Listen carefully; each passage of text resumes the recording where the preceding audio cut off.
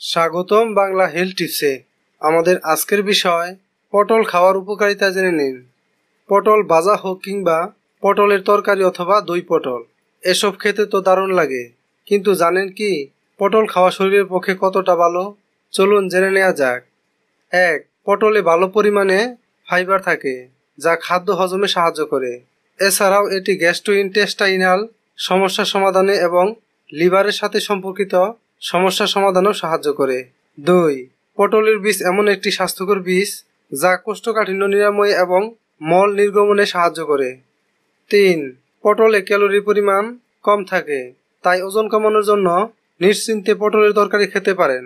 এটি পেট ভরা রাখতে ও খিদে কমাতে সাহায্য করে। 4. পটলের আরেকটি স্বাস্থ্য উপকারিতা হচ্ছে এটি রক্তকে পরিশোধিত করে। এর ফলে ত্বকের যত্নেও এই সবুজ সবজিটি ভালো কাজ করে। 5.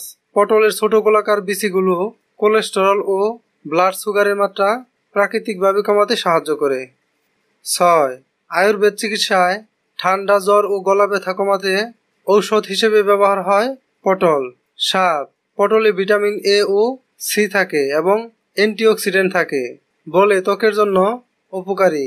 ফ্রি রেডিকেলের বিস্তার রোধ করে বয়সের চাপ প্রতিরোধে সাহায্য করে পটল। তাই এই সব উপকার পেতে খাবারে পটল রাখতে পারেন।